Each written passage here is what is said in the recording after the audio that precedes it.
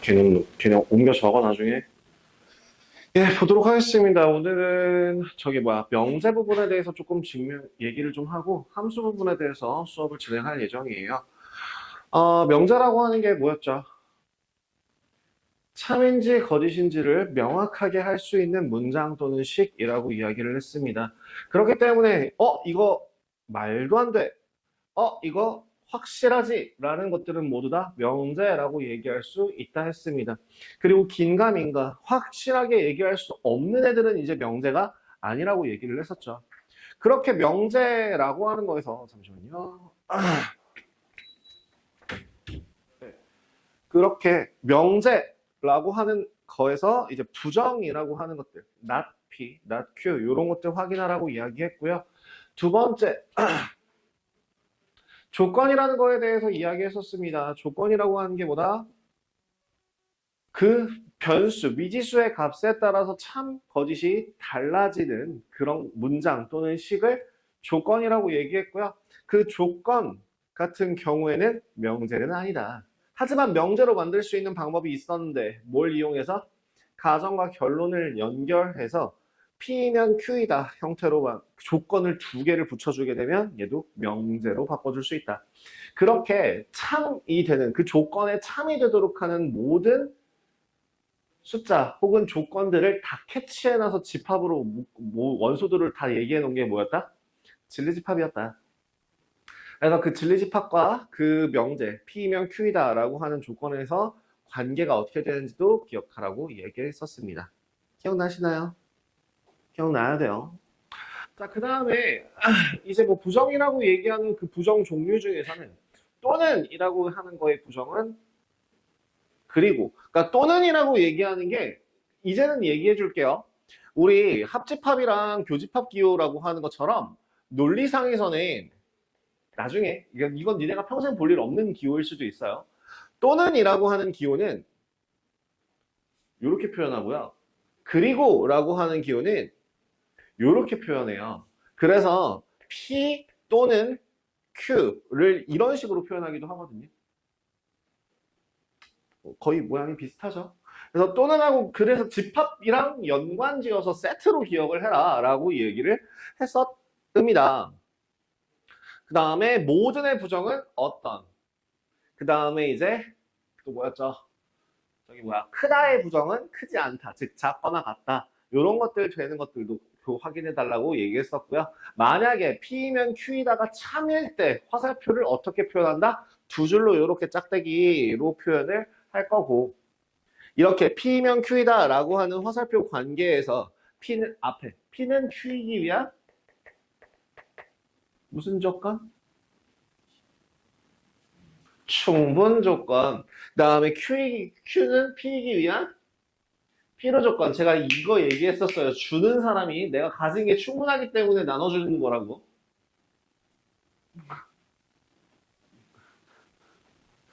그래서 P는 Q이기 위한 충분 조건, Q는 P이기 위한 필요 조건, 이렇게 생각하시면 되고, 이렇게 양쪽 화살표 들어가 있으면 필요 충분 조건이다 라고 얘기했었습니다.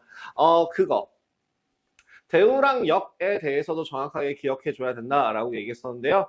앞뒤 가정 결론을 바꿔주는 것들은 뭐라고 부르고요? 역이라고 부르고, 그렇게 뒤집은 상태에서 부정까지 해버리면 그걸 뭐라고 부른다?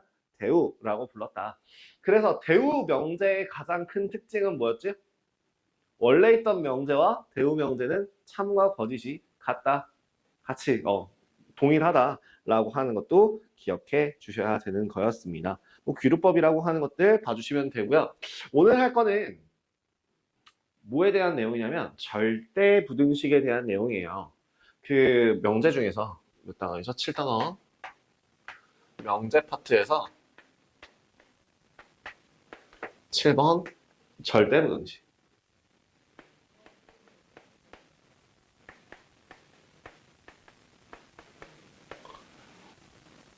절대부등식이라는 건 뭐냐면요.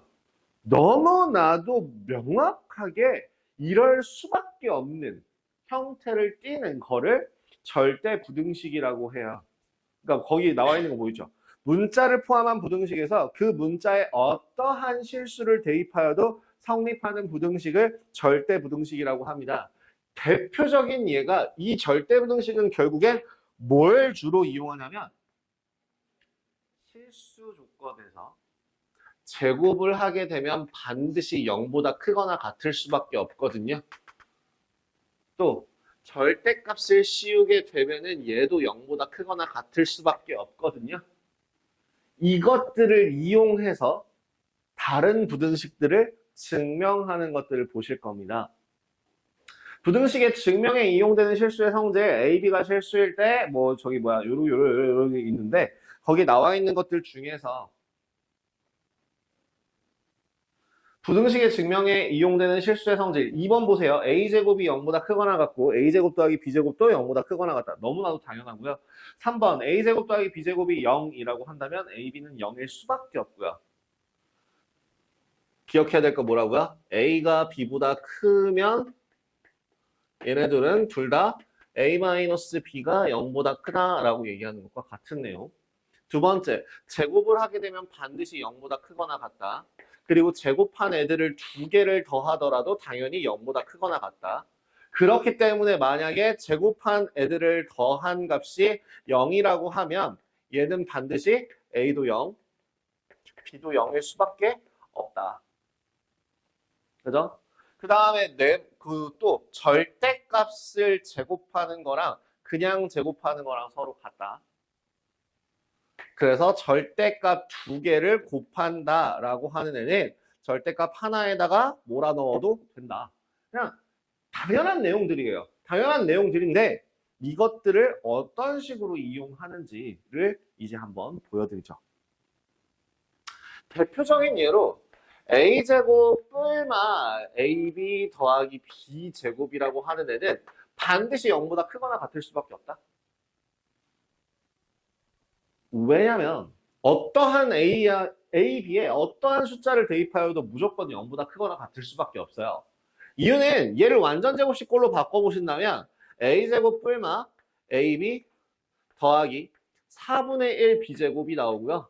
더하기 4분의 3 B제곱이 돼서 얘는 A 더하기 뿔마 2분의 1 B의 제곱 더하기 4분의 3 B제곱이 되거든요. 이렇게 나와 있는 식은 반드시 뭐 할 수밖에 없죠. 0보다 크거나 같을 수밖에 없는 애입니다. 그래서 얘도 절대 부등식에 포함된다라고 생각하시면 돼요. 2번도 마찬가지고요. 3번 같은 경우는 그럼 왜 돼요? a제곱 더하기 b제곱 더하기 c제곱 마이너스 ab 마이너스 bc 마이너스 ca. 자, 곱셈 공식 변형식 기억나냐? 뭐야? 얘 뭐야? 응. 응. 응.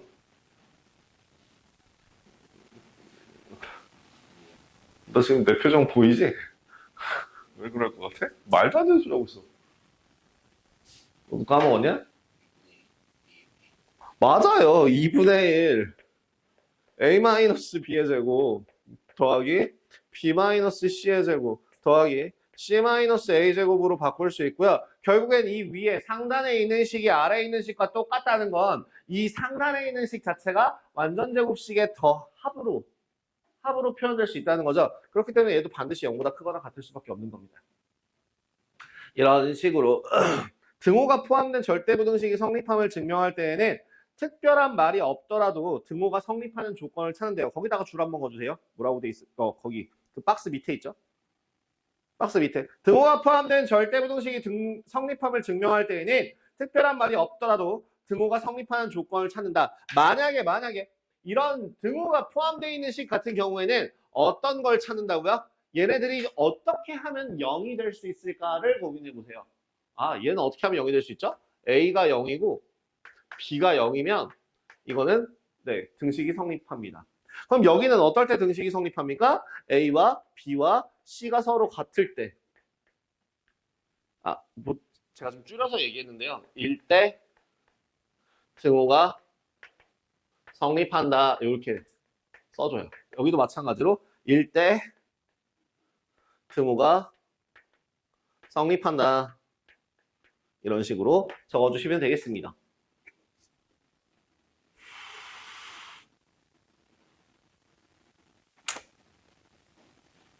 그래서 이런 여러 가지들의 기본적인 관계들, 이 기본적인 것들에서부터 응용되어서 나오는 식들이 절대부등식이 되는 거고요. 절대부등식이라고 얘기하는 거는 니들이 그럴싸하게 보이는 애들은 절대부등식이에요. 또 뭐가 있을 거냐? 봐봐.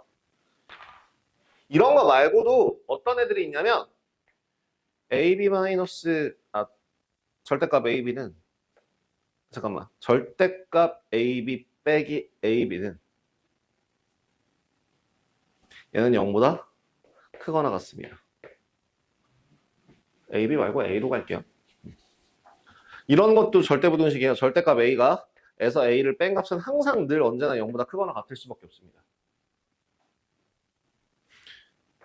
A가 0보다 크거나 같을 때 등호가 성립하고요. 음수인 경우에는 마이너스 2a가 돼서 마이너스 2a는 양수가 되죠. 0보다 클 수밖에 없습니다. 이런 것들. 또 뭐가 있을까? 저기 절대값 a 더하기 절대값 b라고 하는 애는 절대값 a 더하기 b보다 항상 크거나 같고요. 얘는 또 반대로 a 더하기 b보다 항상 크거나 같아요. 이런 애도 있다.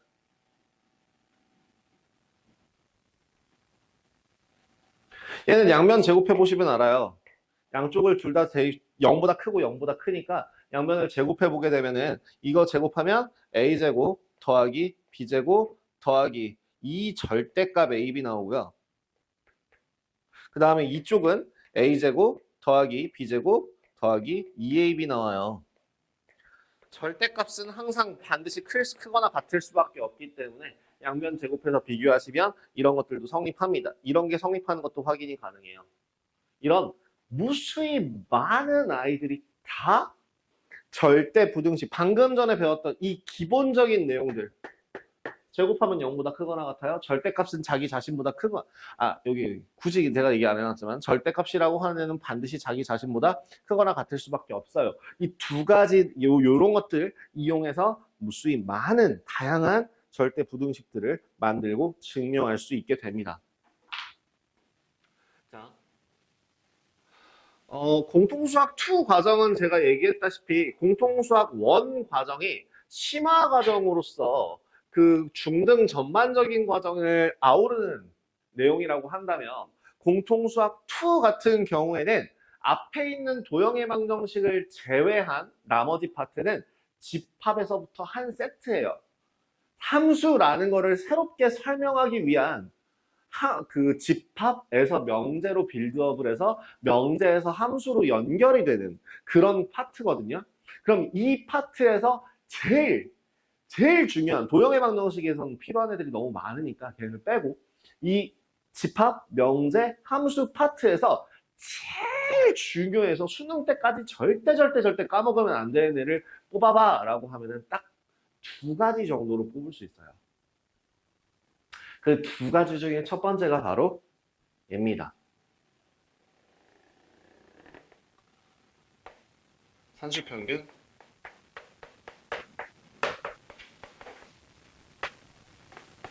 기하평균.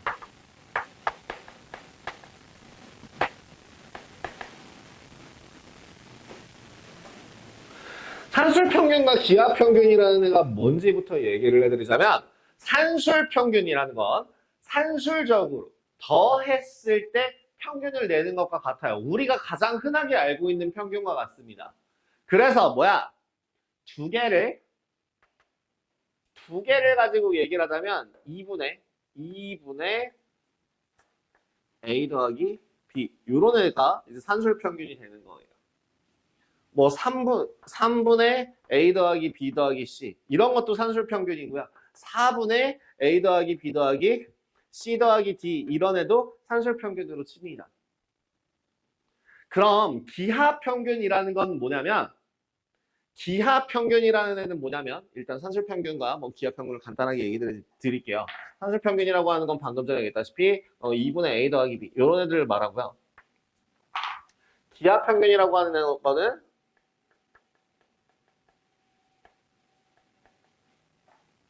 기하 평균이라고 하는 거는 뭐에 해당하는 내용이냐면 직사각형의 두 변의 길이를 가로와 세로의 길이를 각각 A와 B라 했을 때 어떠한 하나의 직사각형에 대해서 직사각형 한 변의 길이를 각각 A와 B라고 했을 때 이 넓이가 AB가 되잖아. 이 AB와 넓이가 같은 어떠한 하나의 정사각형이 있다면 이 정사각형 한 변의 길이는 뭐가 될 거다?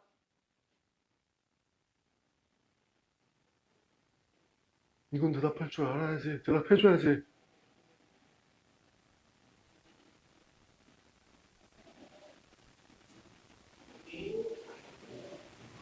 아, 여기가 또 A야? 지금 얘 정사각형이라니까? 뭐 수이더라? 넓이가 AB가 나오려면 한 변의 길이가 얼마나 나냐? 루트 AB. 그래서 기하 평균이라고 하는 애는 바로 어, 루트 AB를 말해요. 아, 지금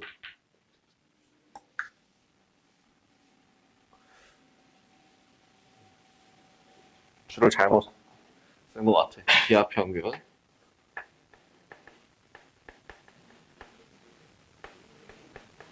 산술 평균이라고 하는 게 2분의 A 더하기 B라고 할 때 기하 평균이라고 하는 애가 루트 AB와 같다고요. 어떻게 하면 좀 더 이쁘게 나올까? 여기 2 곱하기 3 짜리에 있는 넓이 한 변의 길이를 A 한 변의 길이를 B라고 할 때 넓이가 AB라고 한다면 얘랑 넓이가 똑같은 정사각형 한 변의 길이를 이제 넓이가 AB라고 할 때 한 변의 길이는 뭐가 될 거다? 루트 AB가 될 거다. 이게 기하 평균이에요. 그러면 만약에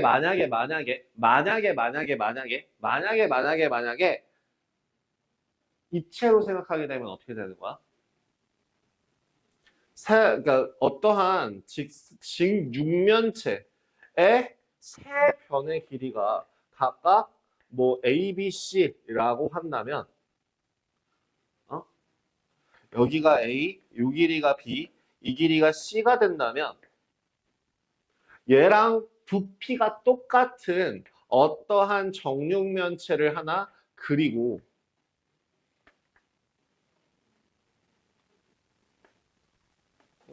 어떠한 정육면체 하나를 그려주고 그 정육면체의 뭐에 대하여?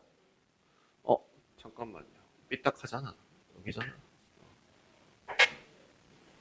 어디죠? 여긴가?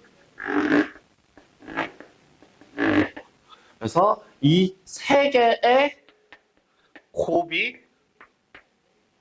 네모의 세제곱이 A, B, C가 나올 수 있도록 하는 애.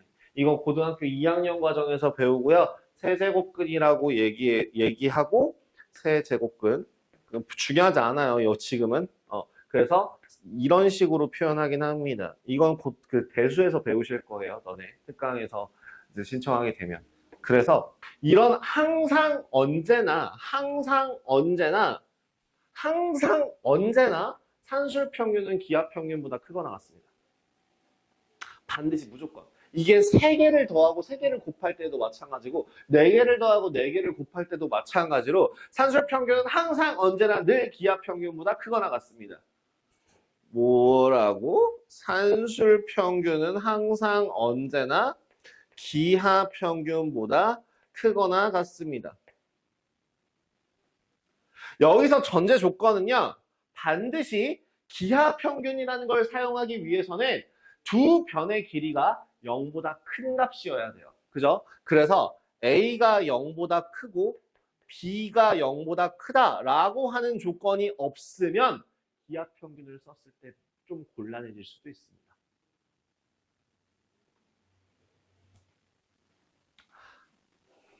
그럼 등호는 어떨 때 성립합니까? 등호는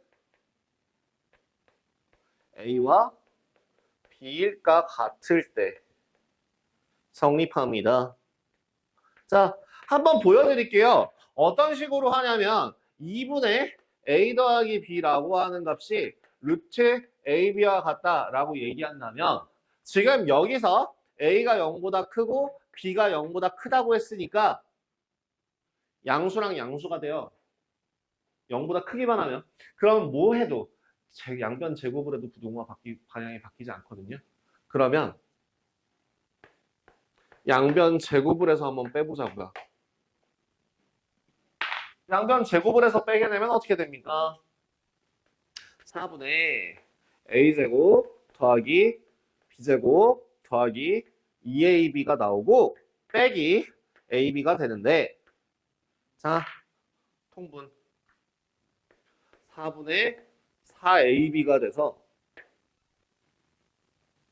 정리하면 어떻게 돼요? 4분의 a 마이너스 b의 제곱이라는 식이 만들어져요. 어떤 덩어리의 제곱이야? 이거 뭐라고? 절대부등식.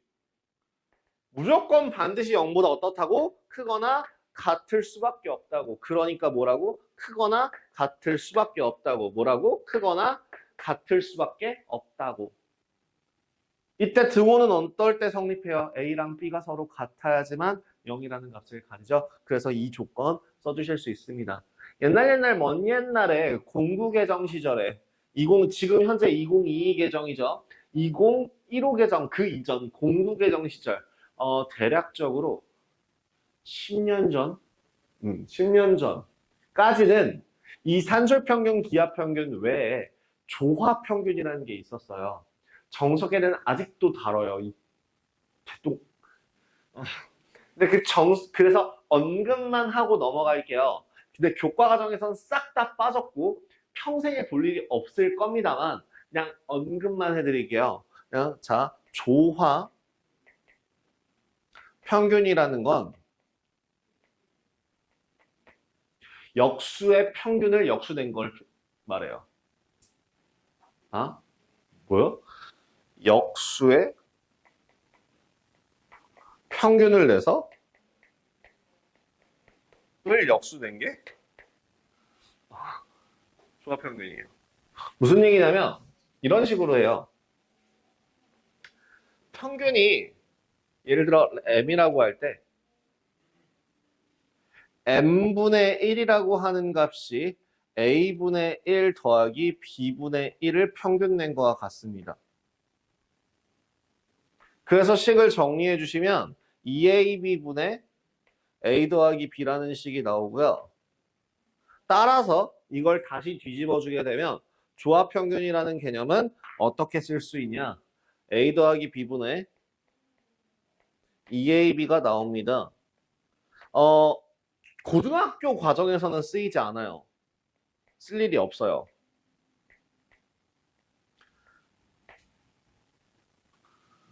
근데 이제 이 조합평균을 써먹는 그런 유형들이 나중에 대학교 가서 논리적으로 할 때 좀 나오기는 하는데 지금 당장에는 그런 것들을 보실 필요가 없고 그냥 조합평균이라는 게 있구나. 얘는 어떻게 구한다고?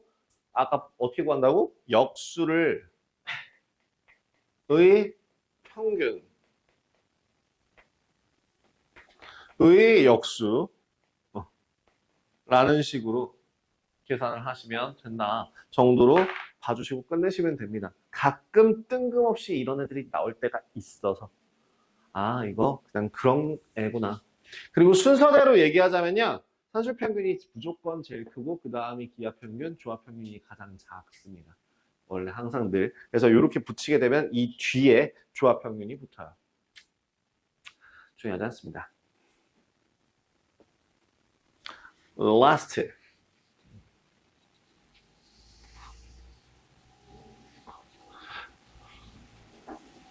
그래서 이 산술평균, 기하평균 사이의 관계라고 나와 있는 이 파트는 정말 정말 정말 정말 정말 정말 중요한 파트이고요. 조금만 내려서 쓸까요?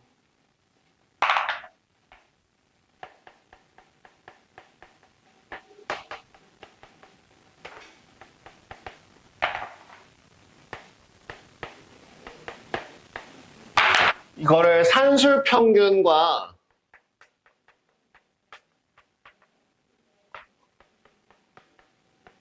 기하평균의 뭐 관계라고 이야기를 하는데, 평균의 관계라고 이야기하는데 보통 이렇게 얘기하지 않아요.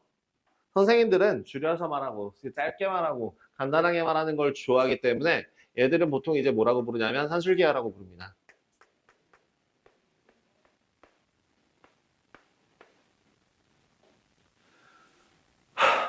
그럼 산술기하의 쓰임새는 어떤 거냐? 뒤에서 직접 보여드릴 텐데 대략적으로 감만 잡으라고 가이드를 잡아드리자면 산술기하라고 하는 건 주로 어디에서 사용되냐면 합을 이용하여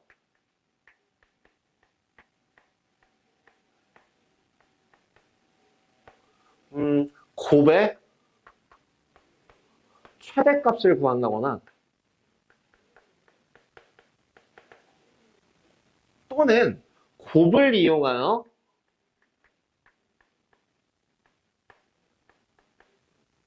합의 최소값을 구하거나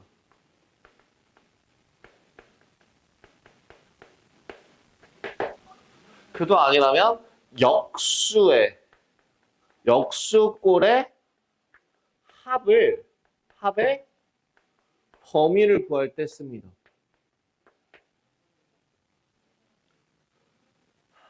이게 사용처예요. 굉장히 쓰임새가 다양합니다. 안 쓰셔도 되면 뭐 안 쓰셔도 되지만 쓰시는 게 나을걸요? 그래서 이런 형태가 보이면 갑자기 뜬금없이 갑자기 되게 생뚱맞게 이 식의 최소값을 구하라 라는 문제가 나왔어. 그럼 뭐 하면 돼? 주어진 조건이 없잖아. 산술기야? 이런 식으로 생각하셔야 돼요. 주어진 조건이 없잖아. 혹시 산술기야? 그럼 역수꼴의 합이 보여. 산술기야? 그럼 뭐가 보여? 산술기야? 이제 앞으로는 최대 최소 구할 때도 산술기야? 이렇게 해도 돼요. 그러니까 뭐 어떤 2차 함수 형태의 최대값, 최소값을 구하라 하기 전에 산술기야? 이런 식으로 그냥 모든 게 다 산술기하를 써먹을 수 있는지를 한번 체크하시는 습관을 들이시면 됩니다. 뭐요? 범위를 구할 때 써요. 범위를 구할 때 주로. 산술기하는. 최대값 혹은 최소값 혹은 범위를 구하라. 뭐 이상, 뭐 이하, 뭐 이런 것들 구하라 라고 할 때 산술기하? 산술기하를 무조건 머릿속에서 지우지 마세요. 언제까지? 수능 끝날 때까지. 적어도 수능이 끝날 때까지는 항상 머릿속에 범위 구해라 라고 하면은 너네들은 여태까지 최대값 최소값 구해라 라고 하면 머릿속에 떠오르는 건 뭐야?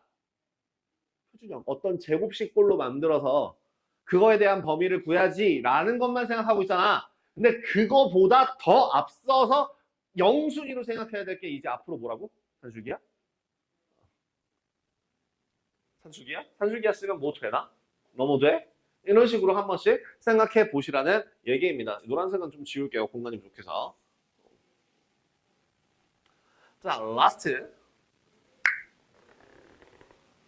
또 다른 절대부등식, 두 번째 절대부등식인데요.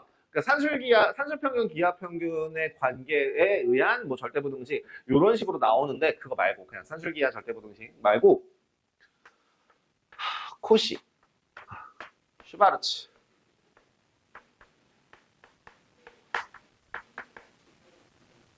부등식.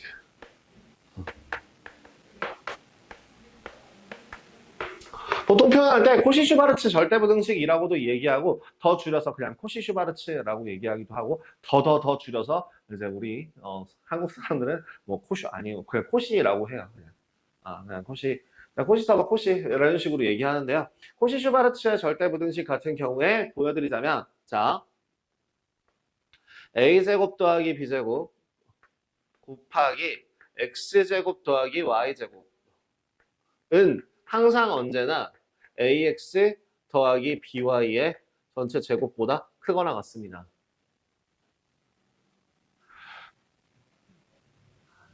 이게 코시-슈바르츠예요. 만약에 3개가 된다라고 하더라도 똑같아요.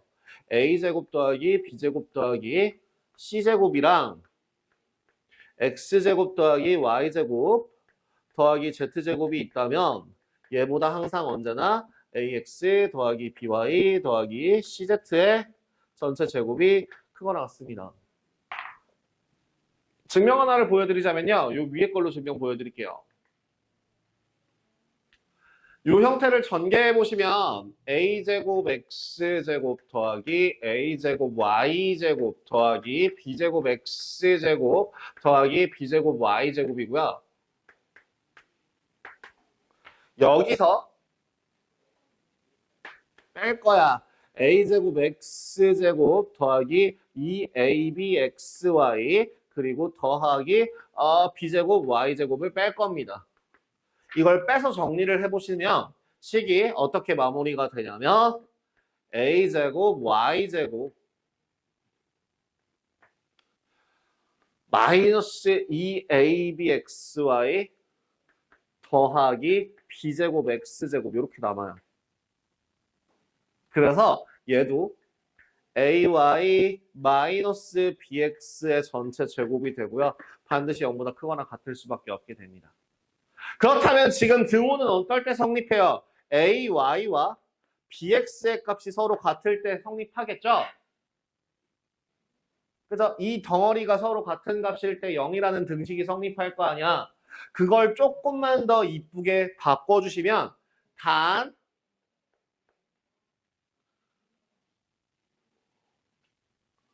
등호는 어떨 때 성립하냐면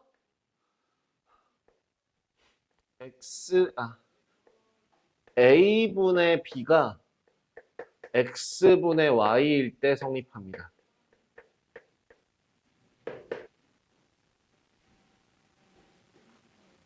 요거 이렇게 하나씩 바꿔주시면 a분의 b x분의 y 이렇게 x분의 y 하니까 좀 어색하다. 저는 b분의 a가 y분의 x라고 할게요. 그러니까 뭐가 같을 때? b가 서로 같을 때. b가 서로 같을 때 성립해요. 자, 그 다음에 두 번째. 여기서 주의해야 될 것 중에 하나는요. x가 문자가 아니야. x라는 문자가 아니야. a라는 문자가 아니야. 뭘 얘기하고 싶은 거냐면 지금 결국에 지금 이렇게 a제곱 더하기 b제곱 곱하기 x제곱 더하기 y제곱이 ax 더하기 by의 전체 제곱보다 항상 크거나 같다라고 돼 있는데 무슨 관계를 체크해주면 되냐면 여기 얘네들을 곱한 게 a제곱 x제곱이잖아요. 그죠? 그리고 앞에 있는 애를 제곱한 애가 a제곱 x제곱이잖아요.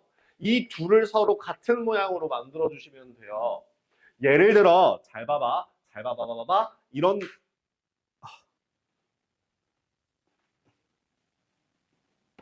이런 문제 만약에 어때? 지금 요 x 더하기 2y의 제곱이라고 돼 있고 요 앞에다가 내가 얼마를 써줄까? 4x 제곱, 그러니까 x제곱 더하기 y제곱 쓰면 요 앞에 있는 거에다가는 뭘 써주면 돼? 얼마를 곱하면 x제곱이 돼요? 얘랑 얘 곱하면 x제곱이 돼야 돼. 얼마? 1이죠. 또 얼마를 곱하면 제곱해서 얼마? 4y. 4y제곱. 얼마를 곱하면 4y제곱. 그럼 여기 플러스 4. 요렇게 챙겨주시는 거예요. 그럼 만약에 얘들아 여기 이제 좀 조금 고민이 될 거야. 잘 봐. 만약에 4x제곱 더하기 y제곱이라고 되어 있고 여기에 x 더하기 2y의 제곱이라고 되어 있으면 요 앞에 들어갈 숫자는 뭘까? 그치. 얘랑 얘랑 곱해서 x제곱이 돼야 되니까 4분의 1이 돼야 되는 거고 또 요 두 개 곱해서 얘 제곱이 돼야 되니까 플러스 4가 돼야 되는 거죠. 이런 형태로 절대 숫자를만 생각할 게 아니라 문자만 생각할 게 아니라 덩어리로 생각하세요. 이 앞에 있는 덩어리와 앞에 있는 덩어리를 서로 곱해서 나온 결과가 놈의 제곱의 결과와 서로 같도록 숫자를 조절해 주시는 게 코시-슈바르츠 부등식의 그 사용 방법입니다. 얘는 왜 올라가 있냐? 뒤에서 한번 같이 보여드리도록 하겠습니다. 3개짜리에서도 마찬가지예요. 4개짜리, 5개짜리, 6개짜리에서도 성립합니다. 코시-슈바르츠는. 가끔 어떤 선생님들께서는 코시-슈바르츠 부등식 같은 경우에는 없어도 된다라고 얘기를 하셔요. 무슨 말이냐면 얘를 잘 바꾸고 복잡스러운 과정을 단계별로 쫙 하고 나면 이게 산술기하로도 표현이 가능하거든요. 거꾸로 산술기하도 코시-슈바르츠 형태로 변형이 가능해요. 그래서 복합적으로 써먹을 수 있다. 이거 그냥 이렇게 퉁 하면 되죠 라고 하는데 그렇게 이해도 높은 것까지는 굳이 필요가 없고요. 그냥 그때그때 맞춰서 산술기하, 코시 이렇게 써먹으시면 될 것 같습니다. 필수예제 16번부터 한번 간단하게 증명 제가 보여드리도록 할게요.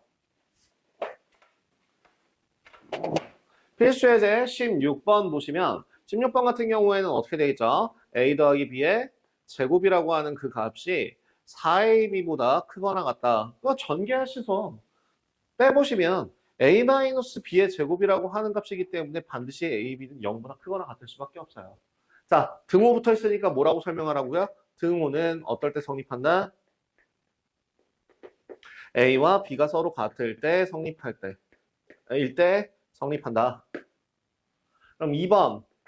아까 내가 설명한 내용 중에 하나예요. 절대값 a 더하기 절대값 b라고 하는 그 값이 절대값 a 더하기 b보다 크거나 같대요.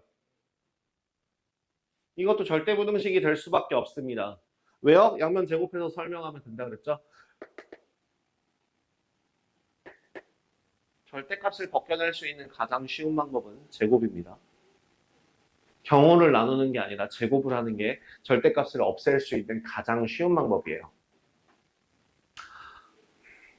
17번. 자, 17번 한번 봅시다. 17번의 문제가 어떻게 나와 있냐면 자, x가 0보다 크고 y가 0보다 크다라고 나와 있습니다. 무슨 조건 만족했죠? 산술기하 만족했어요. 코시-슈바르츠는 상관없어요.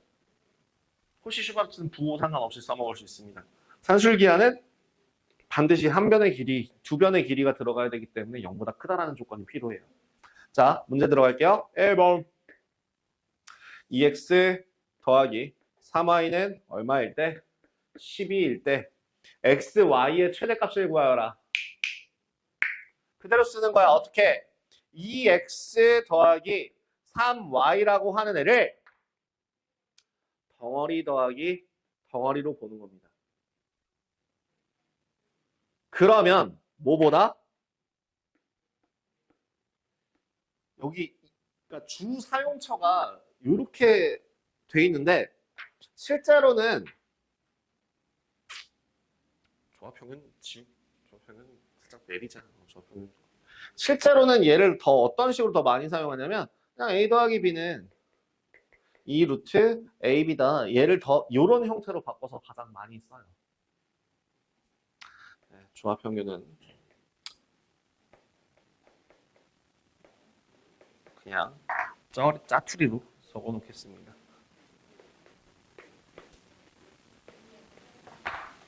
자, 그러면 뭐보다 2 루트 덩어리 곱 6xy 이렇게 바꿔주는 거야. 됐어? 그럼 그 상태에서 이제 2x 더하기 3y에다가 얼마를 집어넣고 12를 집어넣어주면 12라고 하는 값이 2 루트 6xy고요. 넘겨서 양변 제곱하면 36이라고 하는 그 값이 6xy가 되고요. 따라서 xy라고 하는 그 값은 6보다 작거나 같네요. 이렇게 나와요. 아, 최대값 얼마? 6! 끝. 다음 2번. xy라고 하는 값이 8일 때 x 더하기 2y의 최소값을 구하래. 자, 아까 내가 말했던 노란색으로 썼던 그 글씨 기억나요? 곱을 주고 합의 범위를 구하라고 할 때, 합을 주고 곱의 범위를 구하라고 할 때 산술기하를 쓴다. 마찬가지로 뭘 이용해서 x 더하기 2y라고 하는 그 값은 2 루트 2xy보다 크거나 같을 것이다. 그래서 이 값을 여기다 대입해 주시면 얼마? 8. 그래서 저 x 더하기 2y의 최소값은 얼마? 8. 그럼 어떨 때 8이 되냐? 요 앞에 덩어리와 x와 y가 같은 게 아니야. 앞에 덩어리와 뒤에 덩어리 값이 서로 같을 때 등식이 성립해요.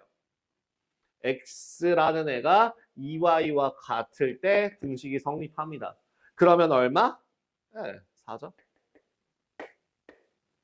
그래서 x가 4이고 y가 2일 때 최소값 8이라는 값을 가진다. 이렇게 계산이 가능해지겠습니다.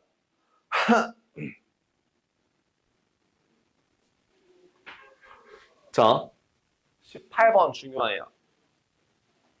산술평균, 기하평균에 대한 예제가 엄청 많이 나오는데요.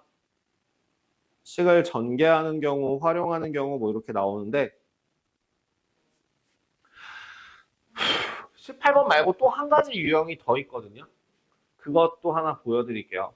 자, A가 0보다 크고 B가 0보다 클 때 뭘 구하라고 되어 있냐면 이렇게 구하래요. A 더하기 B분의 1 곱하기 B 더하기 A분의 4. 에? 최소값을 구해요.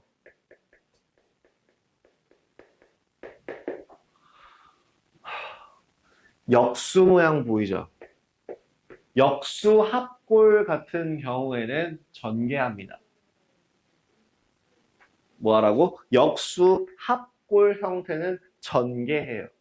이거 전개하시면 AB 더하기 짠짠 4 짠짠 더하기 1 더하기 짠짠 AB분의 4예요. 하나만 좀 더 이쁘게 정리해 주자면 AB 더하기 AB분의 4 더하기 옵니다. 내가 무슨 모양이 보이면 역수의 합골이 보이면 뭘 쓸 수 있다? 산술기하 쓸 수 있다. 라고 이 노란색에다가 써놨어요. 세 번째 줄에다가. 자, 그래서 어떻게 쓸 수 있다? 산술기하. 이 루트. 왜 역수 합골을 쓰냐면 이 두 개를 곱하는 순간 문자가 사라져버리거든. 문자가 사라져버리거든. 그래서 얼마만 남아? 4만 남아. 그리고 여기다가 뒤에 쩌리. 요 노란 부분이 산술기하를 쓴 거고 플러스 5라고 하는 애는 그냥 뒤에다 붙여준 정도로 보시면 돼요. 그래서 최소값 얼마? 4, 5, 9. 최소값 9가 나오고요. 어떨 때 최소값을 가진다? AB와 AB분의 4가 서로 같을 때. 즉 AB가 얼마일 때? 2일 때. 왜냐면 양수라고 했으니까. AB가 2일 때 최소값 9를 갖는다 라고 정리해 주시면 되겠습니다. 있잖아. 그 19번이 별표예요. 별표 한 3개 정도 잡아주세요. 진짜 정말로. 너무 간단한데 감을 못 잡으면 못 풀어요. 방금 전에 얘기한 이 19번 같은 경우도 뭐가 보여야 되냐면 즉 x가 1보다 크거나 같을 때 4x 더하기 x-1분의 1의 최소값을 구하라 라고 했는데요. 지금 여기 이 모양을 보시면 어떤 모양에 가까워요? 역수꼴에 가까워요. 응? 무슨 말이야? 야, 라고 하면 여기 무슨 색이 좋으냐? 이걸로 갑시다. 자, 어떤 모양이냐면 별 분의 1 fx 분의 1 더하기 어떤 식이 있다면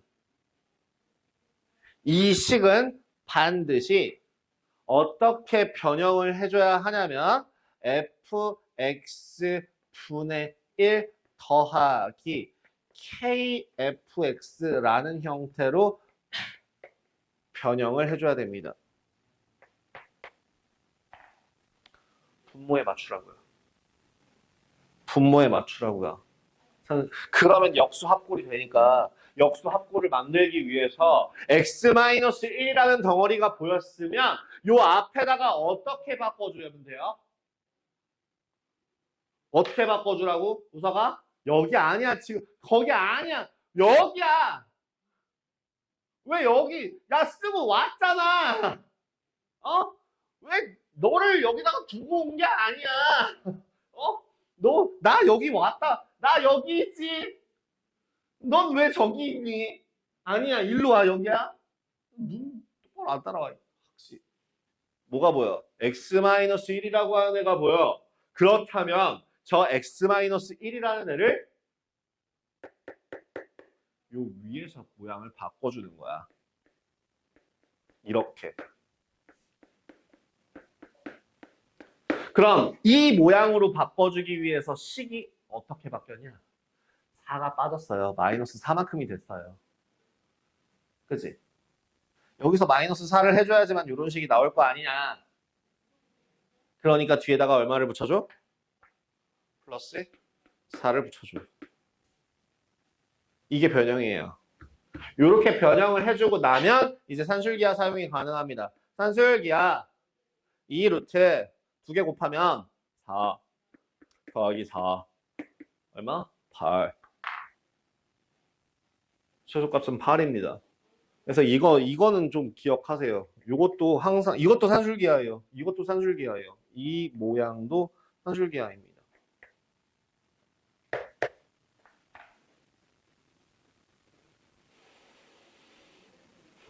저기 설명 보이시죠?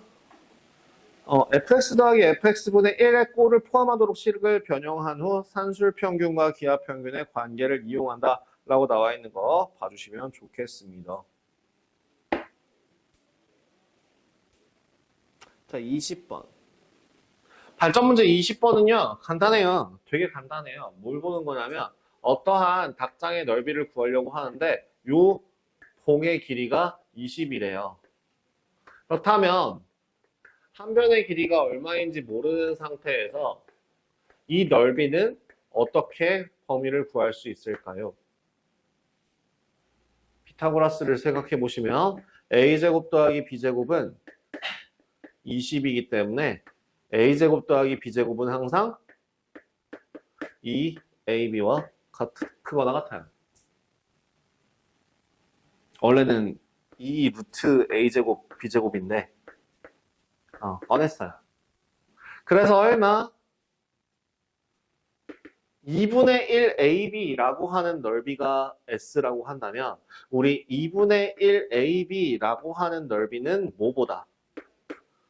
저 A제곱 더하기 B제곱보다 4분의 1만큼 작죠. 답은 최대값 얼마? 넓이의 최대값을 구하라는 거군요. 죄송. 머리야. 맞지 않아요. 20이 아니라 죄송합니다. 400이었습니다. 양면적 피타 하면 400이 되죠. 그래서 여기다가 A제곱 더하기 B제곱 집어넣으시면 최대값 넓이 얼마? 100 나오죠. 최대값 100이다. 이렇게 적어주시는 게 더 활용이 가능한 겁니다. 자, 코시슈 바르츠.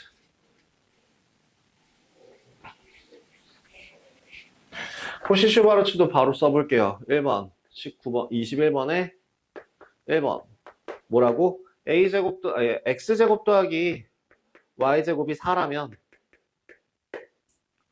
4x 더하기 3y의 범위를 구하래. 어떻게 구하라고? 4x 더하기 3y의 전체 제곱. 요 앞에 있는 모양대로 x제곱 더하기 y제곱. 앞에 숫자 얼마?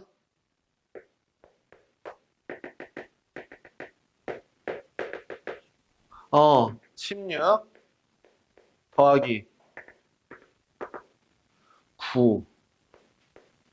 그래서 계산해 주시면 25 곱하기 4라고 하는 그 값이 4x 더하기 3y의 제곱보다 항상 크거나 같고요. 따라서 얘는 100이에요. 4x 더하기 3y라고 하는 값은 5보다 10보다 작거나 같고 마이너스 10보다는 크거나 같다. 이렇게 정리가 가능합니다. 2번도 동일해요. 2번도 방법이 똑같습니다. 뭘 이용해서 5x 더하기 12y라고 하는 값이 13이라고 할 때 정리하시면 식이 어떻게 된다고? 5x 더하기 12y의 전체 제곱이 항상 언제나 저 구해야 되는 건 x제곱 더하기 y제곱이에요. x제곱 더하기 y제곱에다가 얼마? 5의 제곱 더하기 12의 제곱만큼 더한 값이죠. 그래서 계산해 주게 되면 얘는 얼마죠? 13의 제곱이고요. 얘도 얼마예요? 13의 제곱이에요. 따라서 x제곱 더하기 y제곱의 값은 1보다 크거나 같습니다. 최소값은 1 이렇게 되시겠습니다. 코시-슈바르츠였습니다. 산술기하와 코시-슈바르츠를 진행하였습니다. 코시-슈바르츠는 되게 짧죠? 근데 산술기하는 되게 딥하게 배웠죠? 무슨 말이야? 산술기하 딥다 대빵 중요하다라는 얘기예요. 자, 산술기하 대빵 중요하니까 이렇게 한번 정리해 주시고요. 지금 시간이 쉬는 시간 될 때라서 쉬는 시간 끝나고 나서 뒤에 함수 부분 수업 진행하도록 하겠습니다. 아이고, 예.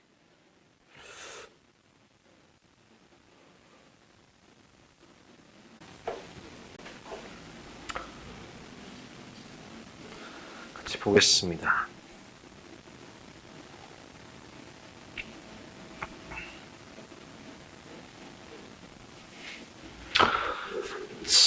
팔단원이죠. 함수입니다.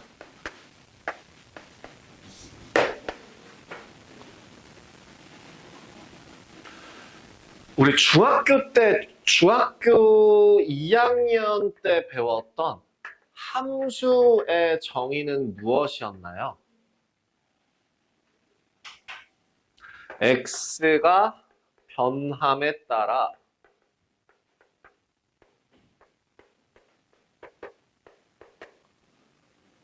y가 뭐 달라지는 거? 결정되는 거? 결정되는 거. 정될 때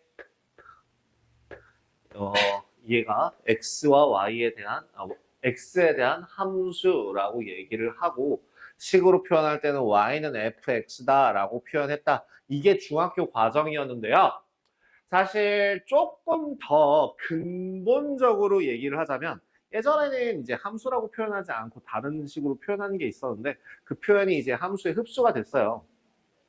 거기에 한번 봅시다. 뭐라고 돼 있냐면 공집합이 아닌 두집합 xy에 대하여 일단 먼저 대응부터. 대응이라는 게 뭐라고요? 공집합이 아닌 집합 xy에서 집합 x의 원소를 집합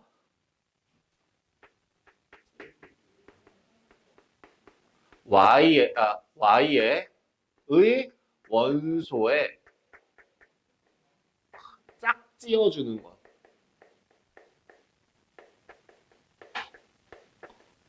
것을 대응이라고 해요. 일단 먼저. 그리고 그걸 대응이라고 하고 보통은 x의 원소 그러니까 집합 x의 원소 x의 집합 y의 원소 y를 대응시킨다라고 하는 표현을 x가 y로 가요. 이렇게 표현해요.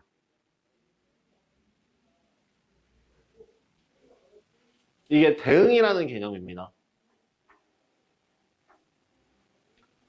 자, 대응이라고 하는 거를 갑자기 왜 이야기하냐?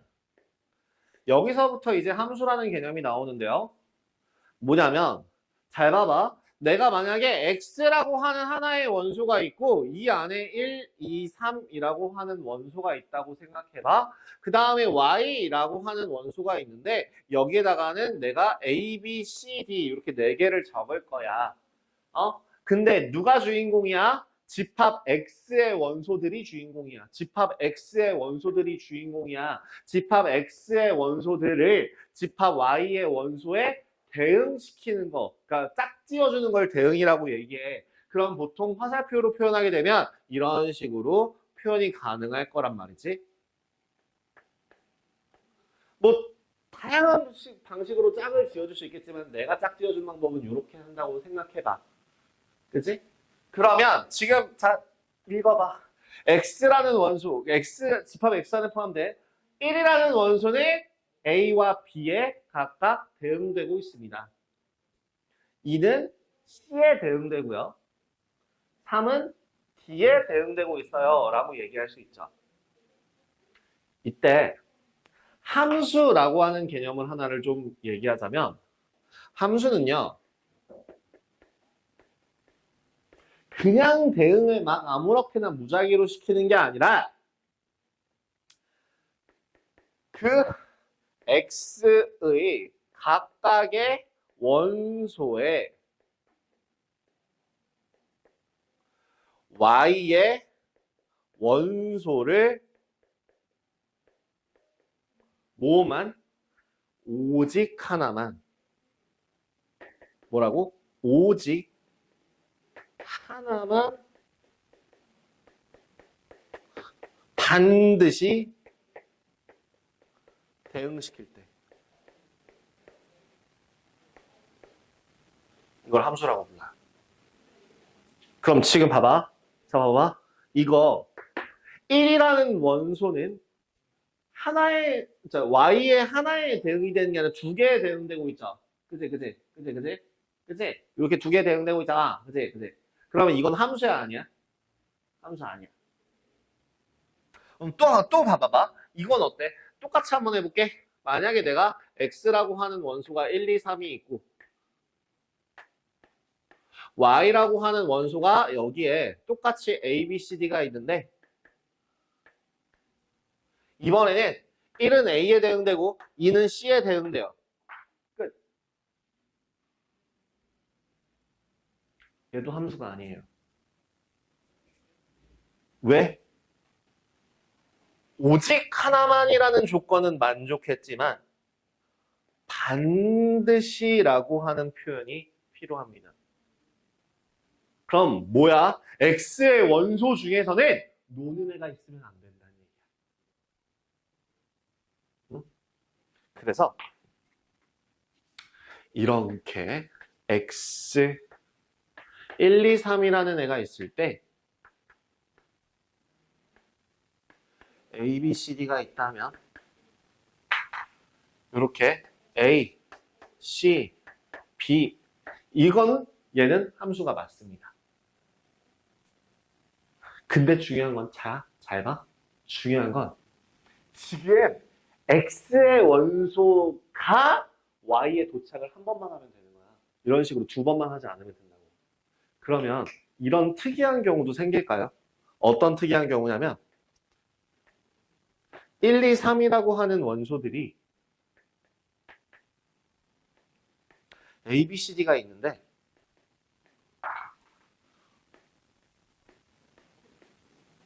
이렇게 대응되는 건 함수일까 아닐까? 자, 아까 내가 말했던 조건 한번 생각해봐.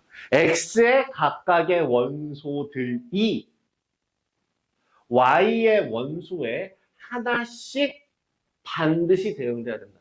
1은 A에 대응됐어. 하나만 대응됐네? 오케이. 2는 A에 대응됐어. 하나만 대응됐네? 오케이. 3은 A에 대응됐어. 하나만 대응됐네? 오케이. 그럼 방금 전에 얘기한 함수라는 조건에 대하여 이거는 성립하는 거야? 성립하는 거야. 그럼 얘는 함수라고 얘기할 수 있어? 예. 이건 함수예요. 옛날 먼 옛날에 지금은 좀 요새는 그런 프로그램이 잘 없어갖고 요새 뭐 나는 솔로 뭐 이런 것들 좀 있긴 한데 그런 연애 프로그램 같은 걸 보면은 나는 솔로 안 봐서 잘 모르겠어요. 그 방송연애 뭐 이런 것도 안 봐서 모르겠는데 잘 그 혹시 나는 솔로 본 적 있어요? 그거 막 15세, 19세 뭐 몰라 어쨌든 그런 연애 프로그램들 같은 경우에는 남자, 여자 숫자를 맞춰서 보통 나와. 남자가 5명, 여자가 5명. 근데 그렇게 나와가지고 막 이제 뭐 자기 자랑하고 뭐 자기 소개하고 막 이러고 이제 뭐 매력 어필 시간 막 가지고 뭐 하고 하다 보면 인기 있는 사람 하나가 꼭 생겨. 어? 그러면 이거 한번 생각해봐. 자, 이렇게 한번 생각해보자고. 남자가 A, B, C, D가 A, B, C, D 다 4명이 있어. 근데 여자가 저기 뭐야 1, 2, 3, 4 이렇게 4명이 있다고 한번 생각을 해봐. 이때 자 남성분들 마음에 드는 이성에게 호감 표시를 해주세요 라고 할 때 갑자기 어떤 정신 나간 미친놈이 전 모두와 사귀고 싶습니다. 여기 저 ABCD요. 1, 2, 3, 4 다 좋아요. 여자는 다 좋아. 개꿀. 이러고 있으면 이건 미친놈 아니에요? 어? 그럼 잠깐 컷. 그러시면 안 되고요. 이거는 이게 그 룰에 어긋나다. 룰에 어긋나는 건 뭐야? 함수 아니야. 어? 룰에 어긋나는 건 함수 아니라고. 근데 이렇게 그럼 소박하게 둘만 가능할까요? 네. 안 된다고요. 규칙에 어긋난다고. 함수 아니라고. 근데 잘 생각해봐. 만약에 너무 완벽한 여자가 나왔어. 그러면 이 모든 등장한 남자들이 어머 라고 하고 여기 모두 다 매력 어필을 다 갔어. 이건 말이 되는 거야 안 되는 개꿀잼 상황이지. 프로그램상으로 따졌을 때 개꿀잼 지들끼리 자 이제 싹 죽여라. 살아남는 자가 무슨 이런 느낌으로 완전 개꿀잼 몰카가 되는 거야. 개꿀 완전 개꿀 이 시즌은 완전 대박이야. 이러고서 좋아할 거 아니야. 그죠? 뭐가 가능하다고요? 한 번씩만 반드시 쏘기만 하면 돼. 그럼 마지막으로. 이건 어때? 가끔 겁나 도도하게 생긴 남자가 와가지고 얘는 다 막 이렇게 잡았어. 자, 우리 자 A C 자 좋아하는 사람 여기 마음에 드는 분 한 명씩 골라주세요. 없는데요? 여기는 별로. 여기 제 마음에 드는 사람이 없네요. 이 찌끄레기들. 막 이러면서 여기 나랑 수준 차이가 안 나서 못 있겠네. 이런 개소리를 하고 있으면 그거 뭐야? 그것도 NG지. 그러지 마시고 한 명만 좀 잡아주세요. 일단 없어도 일단 우리 프로그램 진행상 한 명은 잡으셔야 돼요. 그럴 거면 왜 나오셨어요? 뭐 이런 얘기가 나올 거 아니야. 그럼 얘도 함수 아니야. 그런 식으로 약간 그 매칭 프로그램 같은 걸로 생각을 하라고. 뭐라고? 모두가 다 좋아하는 거는 상관없어. 하지만 내가 모두를 좋아하는 건 좀 곤란해. 아시겠죠? 함수라고 하는 거에 대한 개념을 좀 얘기해 주시고요. 그래서 그 함수라고 하는 개념을 이제 표현할 때는 어떤 식으로 얘기하냐면 그 함수 F라는 함수는 이제 X에서부터 Y로 대응되는 함수입니다. F 말고 G도 가능하고요. H도 가능하고 모두 있고요. 이 F라는 규칙에 의하여 X라는 집합의 원소들이 Y에 모두 하나씩 대응되는 그 상태를 이렇게 표현한다라고 보시면 될 것 같아요. 뭐 함수를 영어로 펑션이라 하고요. 일반적으로 알파벳 소문자 FGH로 나타낸답니다. x의 각 원소에라고 하는 말은 x의 원소가 하나도 빠지지 않고 모두라는 뜻이고 거기다 줄 거주세요. x의 원소가 하나도 빠지지 않고 모두라는 뜻이에요. 그래서 어딘지도 모르는데요. 여기만 여기. x의 원소가 하나도 빠지지 않고 모두라는 뜻이고 y의 원소가 오직 하나씩이라는 말은 x의 원소 하나에 y의 원소가 2개 이상 대응해서는 안 된다는 겁니다. 안타깝게도 의자방은 불가능하대요. 네. 그래서 다음의 경우는 함수가 아닙니다. 집합 x의 원소에 대응하지 않고 남아있는 원소가 있는 경우. 그림 2번 보이시죠? 그 다음에 2번. 한 원소에 집합 y의 원소가 2개 이상 대응하는 경우. 예, 이렇게 양다리 이렇게 양쪽으로 하는 거 또 안 된다고요. 자, 이제 명칭, 정의에 대해서 몇 가지만 좀 봅시다. 이렇게 대응하는 함수일 때, 여기에서 이 함수에서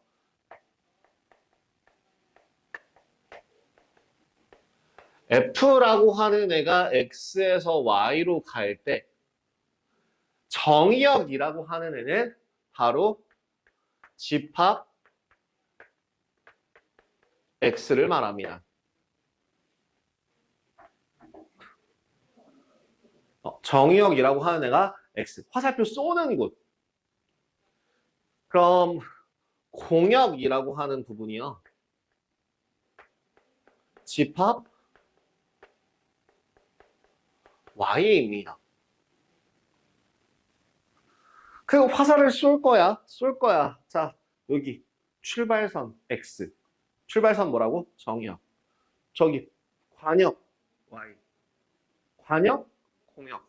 공역이 관역이에요. 그럼 이렇게 쐈어. 맞았어. 그럼 그 맞은 애들만 다 잡아내서 그런 거 있을 거예요. 방금 전에 얘기한 것처럼 여기 1, 2, 3이라고 하는 원소가 여기 A, B, C, D라고 하는 원소가 있을 때 여기 이런 식으로 대응되고 나면 하나가 남을 거 아니야. 그럼 남는 애 빼고 이렇게 대응된 애들만 따로 뭐라고 부르냐면 치역이라고 불러요. 치역이라고 부르고요. 그 치역이라고 하는 애가 거기서 나와 있는 것처럼 x에서 y에 대응될 때, 대응할 때,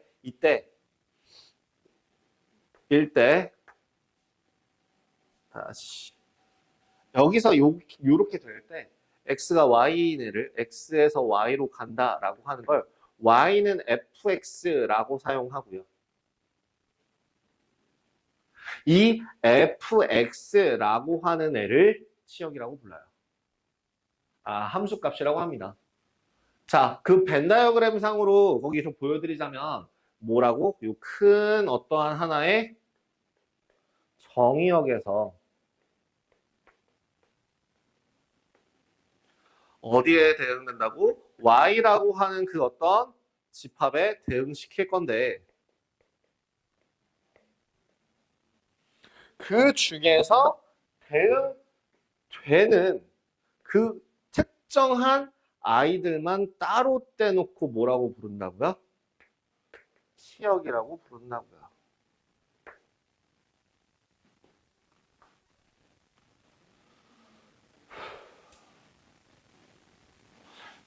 굳이 일 때 치역이라고 하는 애는 표현하게 되면은 어떻게 표현이 가능하다고?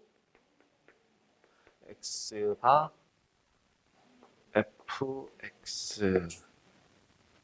fx바 죄송합니다.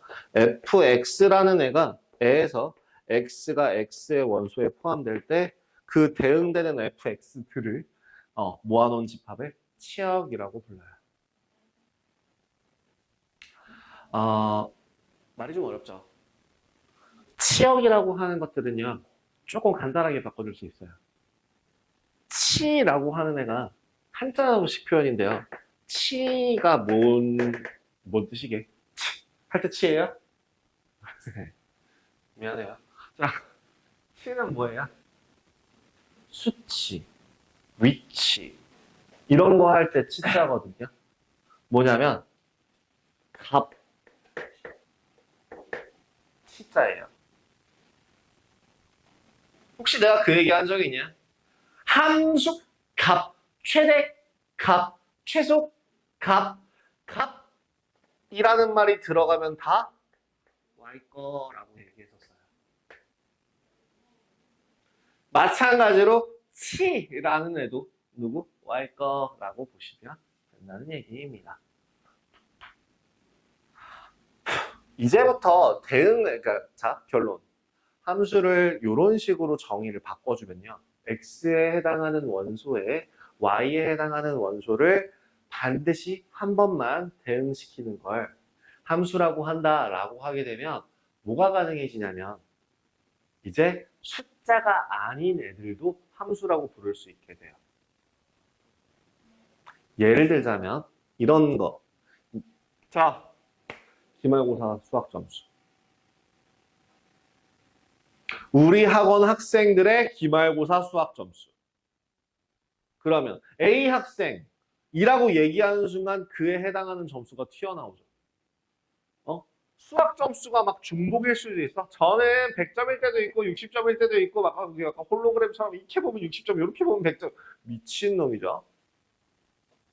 그죠? 그래서 그런 애들도 함수라고 얘기할 수 있고요. 아니면 아예 더 극단적으로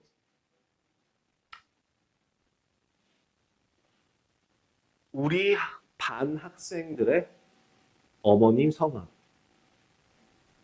이것도 함수라고 얘기할 수 있겠죠.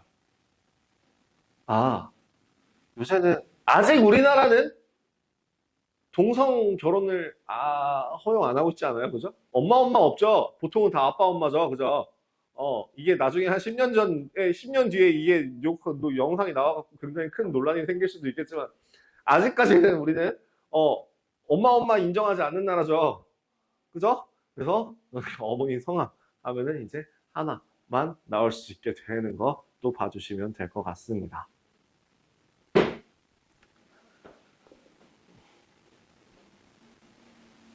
마지막 그림이 너무 크다이. 좀 작게 줄이자이.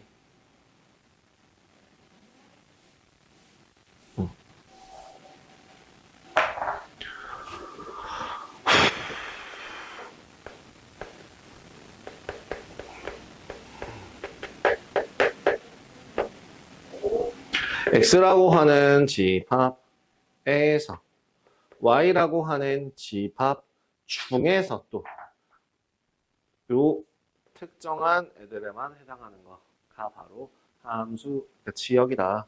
지역이다. 정의역, 공역,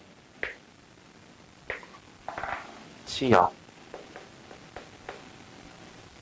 이렇게 봐주시면 되겠다. 자, 서로 같은 함수라는 말을 한번 봐주세요. 서로 같은 함수.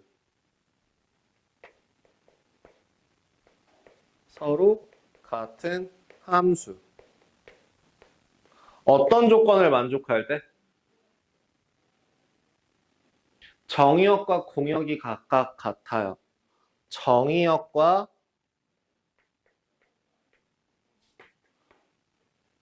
공역이 서로 같고요.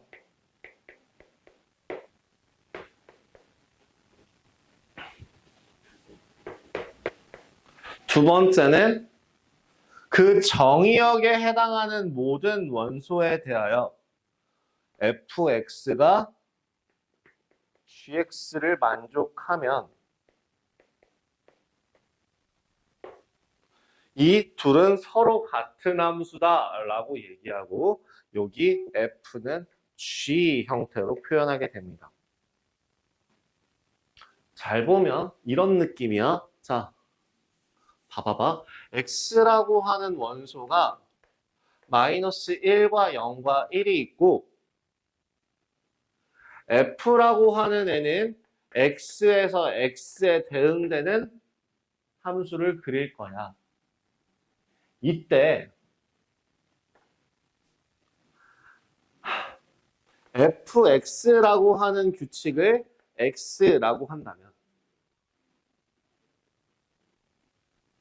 응? 두 번째, g라고 하는 규칙을 똑같이 x에서 x로 대응시킬 건데, 이번엔 그 gx라고 하는 규칙은 x의 세제곱이 된다고 한다면, 자, 마이너스 1 집어넣어봐. 뭐야? 마이너스 1 집어넣으면 마이너스 1 나와요. 1 집어넣으면 1 나와요. 0 집어넣으면 0 나와요. 여기도 마찬가지로 마이너스 1 집어넣어봐요. 마이너스 1 나와요. 0 집어넣어봐요. 0 나와요. 1 집어넣으면 1 나와요. 그럼 여기에서 이 정의역상, 세 개의 정의역상에서는 같은 값을 집어넣으면 같은 결과값이 나온다는 걸 확인했죠. 그러면 이 상에서는 서로 같은 함수다라고 얘기를 할 수 있게 되는 거예요. 정의역과 고용이 서로 같을 때 정의역의 모든 원소에 대하여 얘를 이쪽 함수를 구하나 저쪽 함수를 구하나 같은 값으로 만난다면 그건 서로 같은 함수다라고 할 수 있게 됩니다. 5번은 조금 이따 할게요. 자, 5번 부분은 그래프와 관련된 내용이라 그건 조금 이따가 설명하는 걸로 하고 일단 필수예제 1번부터 보도록 하겠습니다. 필수예제 1번. x에서 y로의 함수인 것만을 보기에서 있는 대로 골라보세요.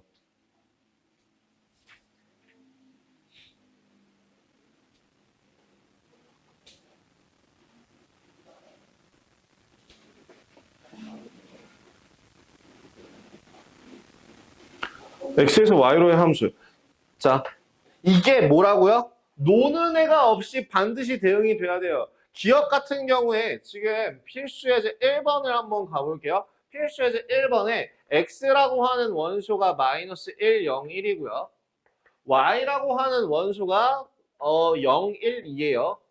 그럴 때 기억 x가 마이너스 x로 가는 대응이라고 한다면 자 생각해봐. 마이너스 1 집어넣으면 1 나와야 돼. 마이너스 1은 1에 대응됐어. 오케이. 0은 0에 대응됐어. 오케이. 근데 1은 대응될 수 있어? 없어? 응? 봐봐. 지금 봐봐. 여기 지금 딱 여기에 마이너스 1, 0, 1이 있는데 여기에 0, 1, 2가 있다면 자 마이너스 1은 1에 대응되고 0은 0에 대응되는데 얘는 대응될 수가 있냐고 없냐고 없다고. 그럼 이거 함수야 아니야? 아니라고. 노는 애가 있으면 함수 아니야. 자 다음 니은은 그러면 맞아 틀려. 니은도 x를 절대값 x에 대응시키래. 그러면 마이너스 1은 어디에 대응돼? 0, 1, 2. 마이너스 1은 1에 대응돼. 0은 0에 대응되고 1은 1에 대응돼. 모두 다 출발을 했고 만났으니 얘는 함수라고 얘기할 수 있어? 네. 디귿은요? 맞아요. 리을은요? 안 돼요. 미음은 되죠. 그래서 답은 니은, 디귿, 미음 이렇게 세 개 잡아주시면 되겠습니다. 함수값. 다음에 집합에서 정의된 함수가 유리수는 2를 빼고 무리수는 마이너스 x로 바꾸래요. 자, fx에 대하여 유리수는 x 마이너스 2를 하고요.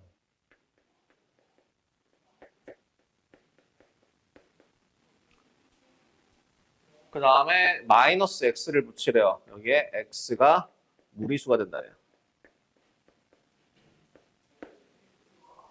자, 그러면 f3이라고 하는 계식은 마이너스 f 루트 3 빼기 1. 여긴 뭐라고?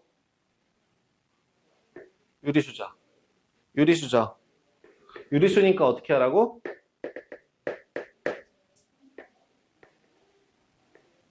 (2를) 빼주라고. 다음 무리수죠. 무리수니까 어떻게 하라고? 부호를 반대로 바꾸라고. 계산하면 얼마? 아, 루트 3. 이렇게 계산해 주시면 되겠습니다.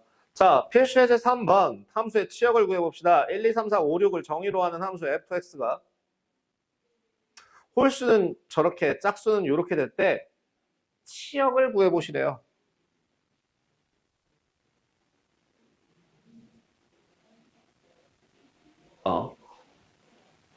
공역이 따로 언급되지 않았네요. 별로인 문제예요. 자, 3번. x라고 하는 원수가 1, 2, 3, 4, 5, 6일 때 fx라고 하는 규칙은 2x-1을 하거나 아니면 마이너스 x 플러스 2를 한대요. 얘는 뭐? 홀수일 때. 그리고 얘는 짝수일 때.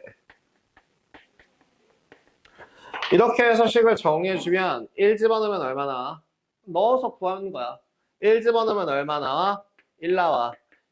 홀수니까. 2 집어넣으면 여기 들어가야 돼. 2 집어넣으면 0 나와. 3 집어넣으면 5 나오고요. 4 집어넣으면 마이너스 2 나오고요. 5 집어넣으면 9 나오고 6 집어넣게 되면 마이너스 4가 나옵니다. 정리해서 써주시면 마이너스 4, 마이너스 2, 0, 1, 5, 9 이렇게 적어봐 주시면 되겠습니다. 근데 사실은 실수 전체 집합이다라고 얘기하는 건 없으면 좀 별로긴 해요. 자, 서로 같은 함수. 자, 4번. 정의역으로 하는 함수에 대하여 fx가 gx를 만족시킨대요. 일단 x라는 정의역은 마이너스 1과 1이 있는데 여기에 f라는 규칙은 ax 더하기 b에다가 넣어서 나오는 결과값. gx라고 하는 애는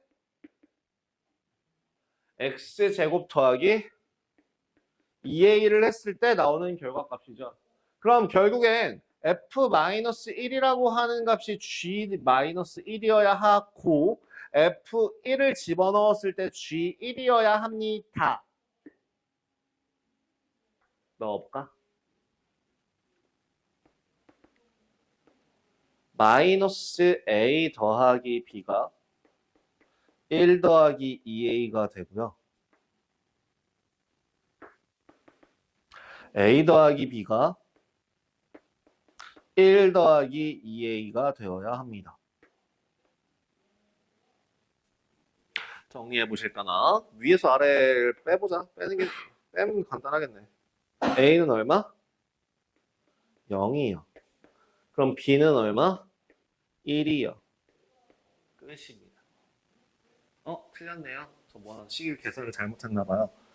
위에서 아래를 빼면 마이너스 2a.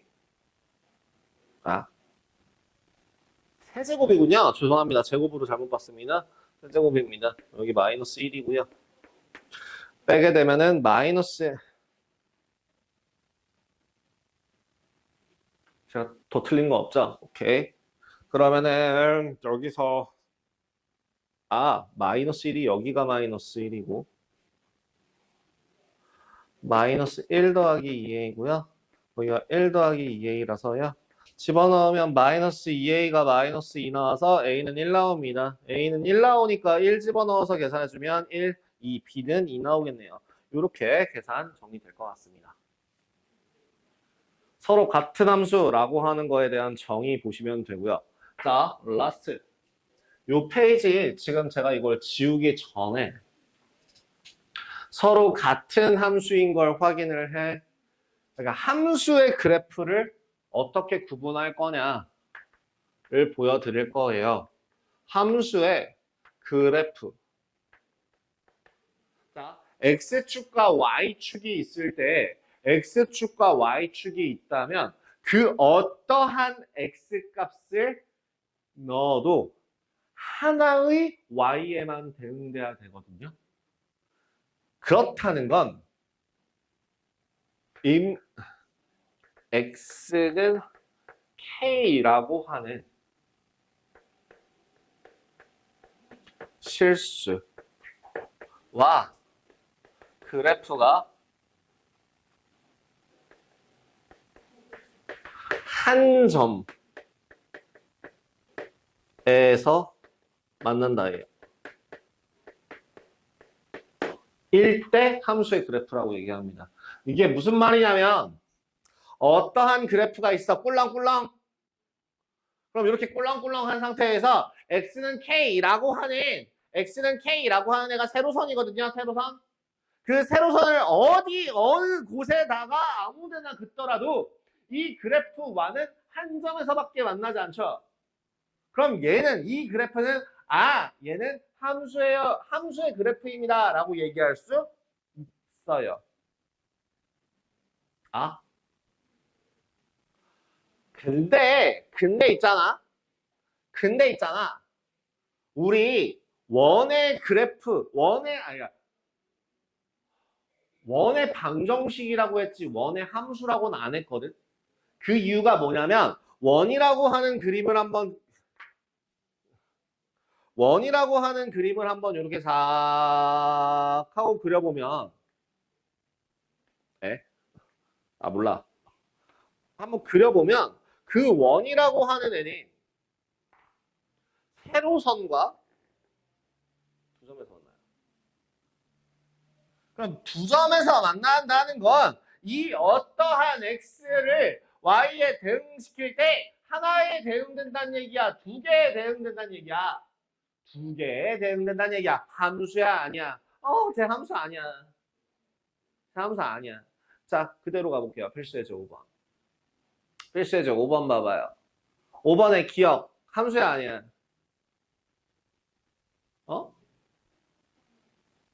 함수죠.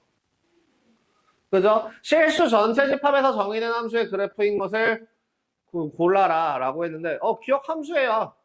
어디다가 선을 그어도 다 한 점에서밖에 안 만나요. 니은 함수야 아니야? 함수 아니야. 함수 아닌 이유가 두 가지나 있어. 뭐냐면 첫 번째는 두 점에서 만나는 거고요. 두 번째는 실수 전체 집합에서 정의된 함수라고 돼 있는데 노는 애들 있죠. 야 얘들아 이것도 함수 아니야. 봐봐. 실수 전체에서 정의된 함수라고 한다면 이런 말이 들어가면 자, 이거 함수 아니야. 만약에 함수 그래프가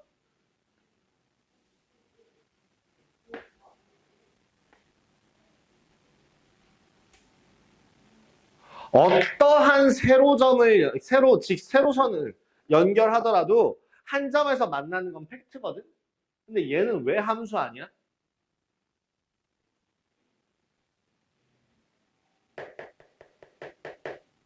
뭐가 있어? 실수 전체에서 대응돼야 된다고 했는데 이 구간에 대응되는 애들이 없어. 노는 애들이 생겼네? 노는 애들이 생겼어. 노는 애들이 생겼으면 그건 함수라고 하지 않는다고. 그래서 디귿은 안 되는 이유가 두 가지예요. 니은은요. 디귿도 마찬가지죠. 함수 전체에서 정의된다고 얘기했는데 반쪽밖에 안 돼요. 리을은 함수죠. 그래서 답은 기억 리을 이렇게 생각하시면 될 것 같습니다. 자, 493번 봐봐.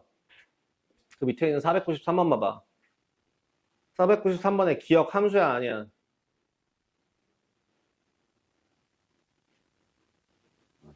아니죠. 기억이다. 기억. 세로선을 대응시키면 한 점에서 만나냐, 무수히 많은 점에서 만나냐? 두 번째, 실수 전체 집합에서 만나야, 그러니까 정의돼야 된다고 했는데, 노는 x들이 너무 많은 거 아니야? 493번에서 기억은 그래서 함수 아니야. 니은은 함수야 아니야? 노는 x가 있냐고 없냐고. x 놀아 안 놀아? 안 놀아. 그럼 그 x에다가 세로선을 쫙 움직였을 때 두 점에서 만나는 애 있어 없어? 야, 니은 놀잖아. 니은 노는 애 하나 딱 하나 있잖아. 딱 하나. 어? 저 점선에 있는 애는 놀잖아 지금 x가. 쟤도 함수 아니야 니은도. 디귿은 함수야 아니야. 노는 x 있어 없어? 없어. 노는 그러니까 뭐야? 두 점에서 만나는 애 있어 없어? 없어. 디귿은 함수가 맞아. 리얼 함수야 아니야?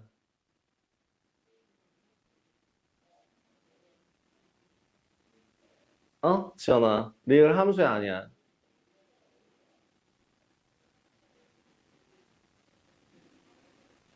함수 맞아. 노는 애 없고 그 다음에 한 점에서 만나는 거 맞으니까. 자, 뒤에 절대값 기호를 포함한 함수의 그래프라고 나와 있는 건 제가 뒤에 따로 정의하겠습니다. 따로 써드릴게요, 저거는. 아마 다음 시간에 해주지 않을까 싶긴 한데.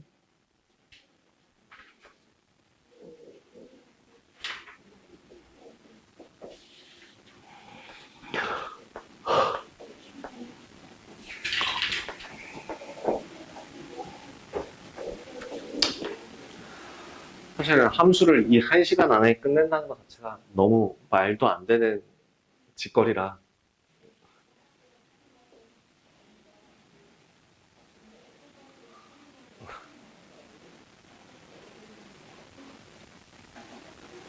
우리 이번 주 일요일 날 수업 좀 해요. 어쩔 수가 없을 것 같아요. 제가 뒤에 있는 거를 후려친다라고 하더라도 지금 제가 중요하다라고 생각하는 범위조차 제대로 끝날 것 같지가 않아서 이 부분에 대해서는 제가 해야 될 것 같아요. 자, 다음 보겠습니다. 굳이 안 지워도 될 것 같은데 여기서 다음 것까지 쓸게요. 여러 가지 함수.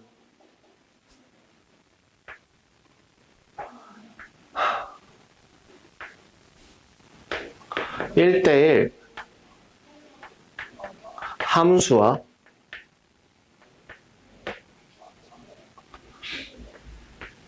1대1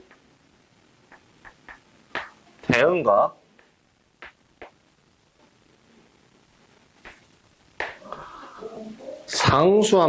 항등함수와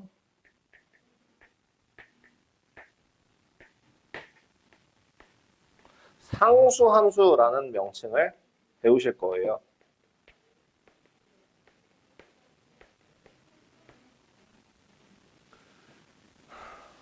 일단 함수인 전제 조건 하에서 이렇게 1대1 함수, 1대1 대응, 항등함수, 상수함수 이런 애들이 나올 수가 있게 되는데요. 하나씩 하나씩 보여드리자면 일단 기본적으로 1대1 함수이기 위한 정의는 요거입니다.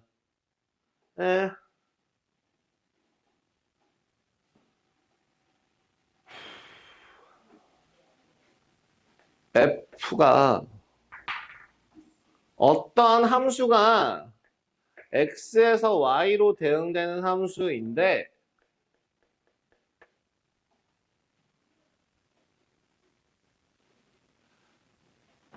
x의 원소인 x1과 x2가 서로 다르면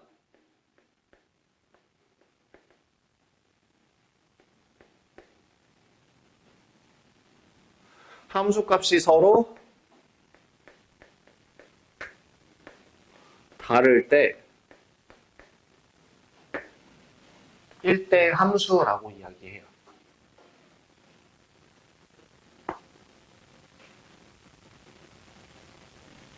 뭐라고? 1대, 그러니까 한마디로 같은 애들이 존재하지 않으면 돼요. 그러니까 2차 함수처럼 이렇게 되어 있는 애는 x1과 x2가 서로 다르다고 하더라도 그에 대한 함수값은 서로 같을 수도 있잖아. 그지? 여기가 서로 같은 값을 가질 수도 있단 말이야. 그렇다면 얘는 1대1 함수라고 얘기할 수 있단 얘기야, 없단 얘기야? 없단 얘기야. 이건 1대1 함수가 아니란 얘기라고. 1대1 함수이기 위한 조건은 이 둘이 서로 다르면 함수값도 서로 달라야 돼요. 이거를 극단적으로 줄여서 최대한 간단하게 얘기해 주자면 1대1 함수이기 위한 조건은 단조 증가 또는 단조 감소. 단조 증가, 단조 감소라는 표현이 교과 과정에서 없는데 이게 무슨 뜻이냐면 증가하다가 막 꿀렁꿀렁 왔다리 갔다리 이걸 단조 증가라고 얘기하는 게 아니라 막 기울기는 바뀔 수도 있어. 올라가다가 내려가다가 올라가다가 내려가다 할 수 있지만 그럼에도 불구하고 증가는 계속 증가하는 형태를 띠고 있을 때 단조 증가라고 이야기를 해요. 거꾸로 단조 감소라고 얘기하는 것도 마찬가지예요. 아래로 내려갈 때 이런 애들이 있으면 이제 단조 감소라고 이야기를 합니다.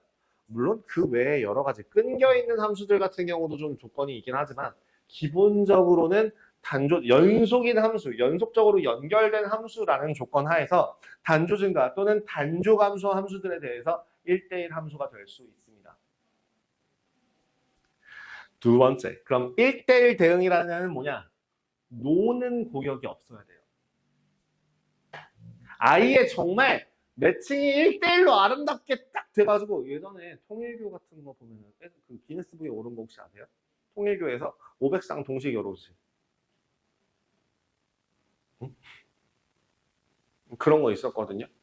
그런 것처럼 저기 그냥 노는 사람이 없이 모두 다 매끄럽게 매칭이 될 때 그거를 1대1 대응이라고 해요. 결국에는 저 함수의 개수가 일단 기본적으로 1대1 함수이고요. 1대1 대응이기 위한 조건은 1대1 함수이고 거기에다가 추가적으로 치역과 공역이 일치할 때 얘를 1대1 대응이라고 합니다.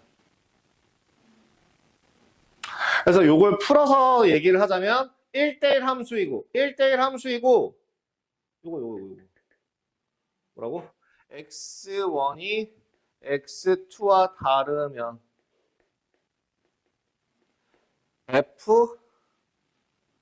fx1이 fx2와 달라야만 한다. 에다가 공역과 치역이 같아야 된다. 저 fx라고 하는 집합에 이 공역과 같으면 돼요. 이렇게 두 가지를 동시에 만족시킬 때 1대1 대응이구나 라고 얘기해요. 1대1 함수 안에 1대1 대응이 있습니다. 1대1 함수 안에 1대1 대응이 있습니다. 1대1 함수 안에 1대1 대응이 있습니다. 그리고 1대1 대응 안에 항등함수라는 게 있는데요. 항등함수라고 하는 거는 뭐냐면 x에 대하여 f 그 함수 값이 자기 자신일 때 이걸 항등함수라고 해요. 1은 1에 대응되고 0.1은 0.1에 대응되고 10억은 10억에 대응되고 3은 3에 대응되고 이런 식으로 자기 자신이 원근쌤은 원근쌤에 대응되고 이런 식으로 어쨌든 무조건 자기 자신에 대응되는 애를 항등함수라고 얘기하고요. 라스트 상수함수라고 하는 거는 뭐냐? 어떤 x를 대입하더라도 c라고 하는 일정한 어떤 값에 모두 다 꽂힐 때. 아까 얘기했죠? 겁나 정말 만인의 이상형이야. 진짜 10명의 사람이 나와갖고 그 사람을 보고서 어머 이건 무슨 함수다? 상수함수라고 얘기할 수 있다고요.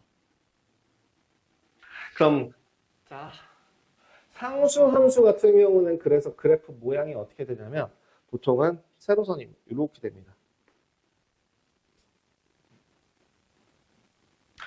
자, 그래서 지금 요 안에 이제 포함되는 애들이라고 했어요. 줄여서 다시 한번 보여드리자면 1대1 함수 안에 그 안에 1대1 대응이 있고 1대1 대응 그 안에 항등함수라고 하는 애가 있고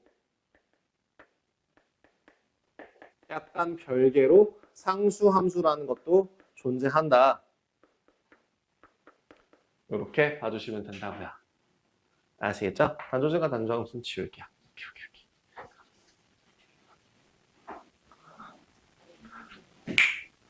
하나 더. 1대1 함수의 그래프. 방금 전에 아까 내가 힌트를 줬었는데 뭐냐면 y는 k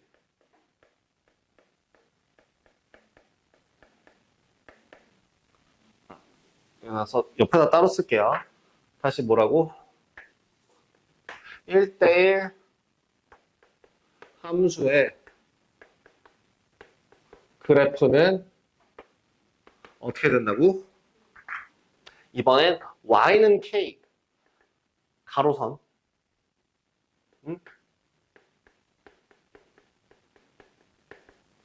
와 그래프가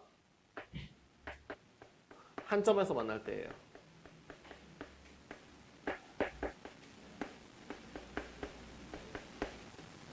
이 조건을 만족하면 1대1 함수라고 할 수 있습니다. 밑에 보이시죠? 참고. 참고 보이세요? 참고. 1대1 함수와 1대1 대응의 그래프의 판별. 1대1 함수는 정의역이 서로 다른 두 원소에 대응하는 공역의 원소가 항상 서로 달라야 한다. 따라서 1대1 함수의 그래프는 치역의 원소에 대하여 X축에 평행한 직선 Y는 K와 오직 한 점에서 만난다. 그 여러 가지들을 보시면요. 실수 전체라고 했기 때문에 공역이 실수 전체일 때 치역이 실수 전체인가? 아닌가? 같은 걸로 구분이 가능해요. 첫 번째 그래프 같은 경우에는 1대1 대응이고요. 두 번째는 1대1 함수이고요. 세 번째는 1대1 함수가 아닙니다.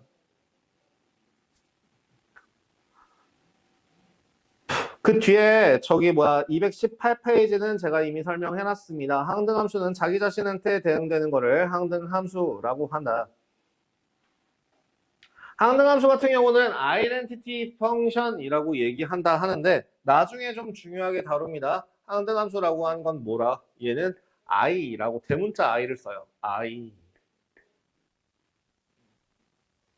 나중에 중요하게 써요. 그래서 특히 집합 x에서 정의된 항등함수를 ix라고 나타내고요. 항등함수는 기본적으로 1대1 대응이다. 그렇구나. 넘어가시면 되겠습니다. 항수함수. 와. 자, y의 원소 오직 하나만 대응될 때 상수함수라고 부르고요. 보통 기본적으로 상수함수를 할 때 상수라고 하는 그 C는요, constant라고 하는 영어에서 따온 거래요. 그렇구나. 저 보충 수업 학습이라고 돼 있어서 우함수, 기함수라고 돼 있는 것도요.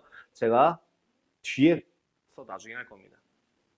나중에 특강식으로 한 번에 정리해서 얘기할 거예요. 아까 그 절대값 포함된 함수와 더불어서 같이 설명할 거예요. 자, 필수예제 6번 보겠습니다. 여러 가지 함수입니다. 보기의 함수 그래프 중에서 다음에 해당하는 것만을 있는 대로 골라주세요.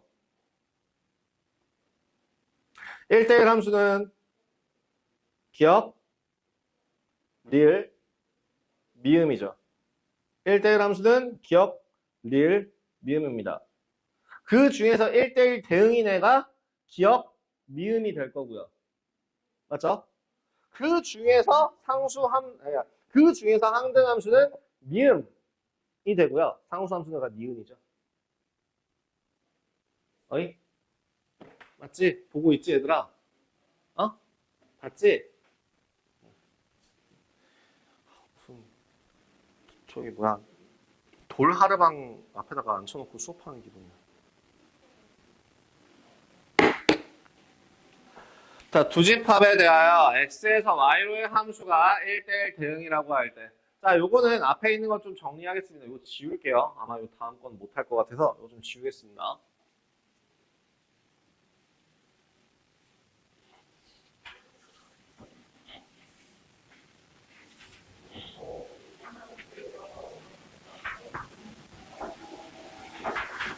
필수에서 7번 문제 한번 보시면 x라고 하는 애는 어디서부터?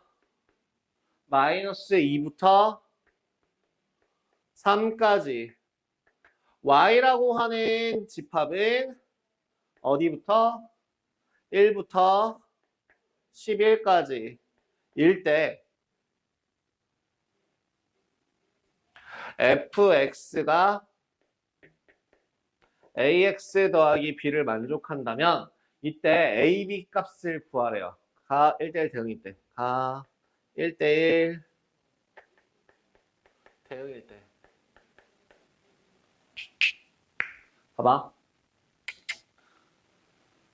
푸는 방법은요. 어디서부터? 마이너스 2에서부터 3까지 잡아놓고요. 두 번째, 1부터 어디까지? 11까지를 잡아놓고 직선을 그리시면 돼요. 어떤 직선을? 중간에 아무 직선이 아니라 여기서 출발했으면 반드시 이쪽으로 가는 직선을. 아니면 반대로 위에서부터 내려오는 직선을 찾아주시면 됩니다. 몇 콤마 몇이에요? 마이너스 2,1이에요. 몇 콤마 몇이에요? 3,11이에요. 몇 콤마 몇이에요? 3,1이에요. 몇 콤마 몇이라고요? 마이너스 2,11이에요. 그렇다면 저 하얀색 식은 그럼 식이 어떻게 되죠? 5분의 2. 그죠? 기울기가 2죠? y는 2x 6 11 이렇게 되겠죠? 근데 노란색은 식이 어떻게 돼요? 5분의 마이너스 10. 기울기가 마이너스 2가 될 거고요. 마이너스 2x 마이너스 6 이렇게 되겠죠. 둘 중에 하나가 되는 거예요. 거기서. 근데 지금 a가 0보다 어때야 된대? 커야 된다고 나왔죠? 따라서 a는 2, b는 5 이렇게 구할 수 있겠습니다. 항상 뭘 찾아요? 양쪽 그 범위를 이용해서 그 양 끝점을 어떻게 잡냐에 따라서 달라져요. 이 직선 문제들은요.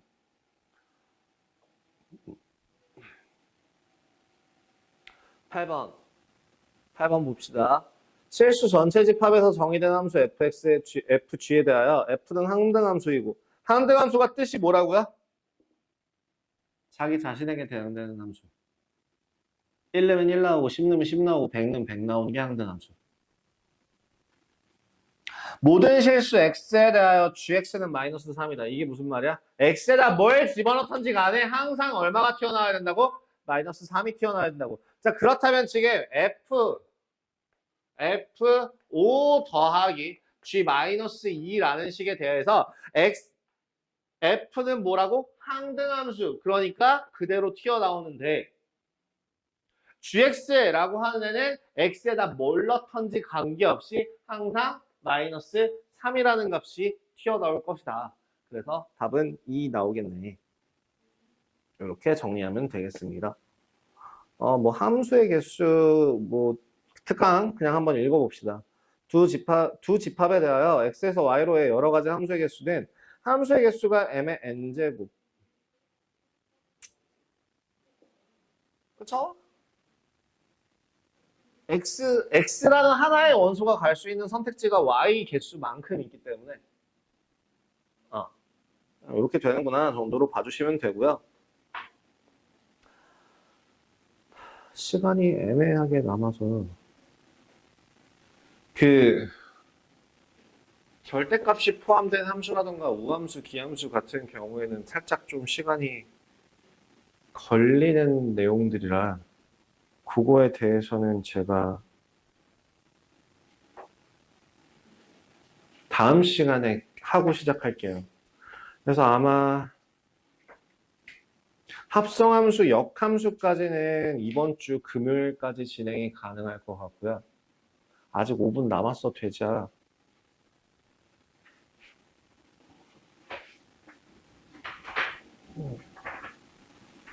다시 합성함수, 역함수까지가 이제 그리고 다항함수라고 하는 보통 그 파트가 지금 이 개념 원리에는 없는 것 같은데 그 다항함수라고 하는 게 이제 아까 봤던 절대값이 포함된 함수, 유리함수, 기함수, 우함수 같은 것들이 다항함수로 따로 빠져 있기도 해요. 다른 교재들 같은 경우에는. 그래서 그런 교재들처럼 하기 위해서 저기 절대값이 포함된 함수, 그다음에 우함수, 기함수라고 하는 그 내용들에 대해서는 제가 다음 시간에 다루도록 하고요. 다음 시간에는 합성함수, 역함수까지 아마 진행하게 되면은 시간이 부족할 것 같아요. 그렇게 하면 끝날 거고요. 그렇게 해서 일요일에 한번 나오셨을 때, 그때에 제가 유리함수 부분에 대해서 수업을 진행을 할 예정이고요. 그 다음에 마지막 월요일 같은 경우에 이제 무리함수 부분을 개념 설명하고 마무리하려고 합니다. 만약에 일요일날 보충을 안 하게 된다면 유리함수, 무리함수 중에서 필요한 내용을 아예 설명을 못 하게 되는 경우가 생겨서 그럴 수는 없으니까 어쩔 수 없이 좀 진행할게요. 근데 결국에는 여러분들 그거 하나만 기억해 주세요. 지금 여기까지 이 함수까지가 핵심 개념이에요. 뭐 집합에서부터 시작해서 집합의 연산, 명제의 증명, 함수, 그다음에 합성함수, 역함수라고 나오는 여기까지가 사실 공통수학 2의 거의 90% 정도를 차지하고요.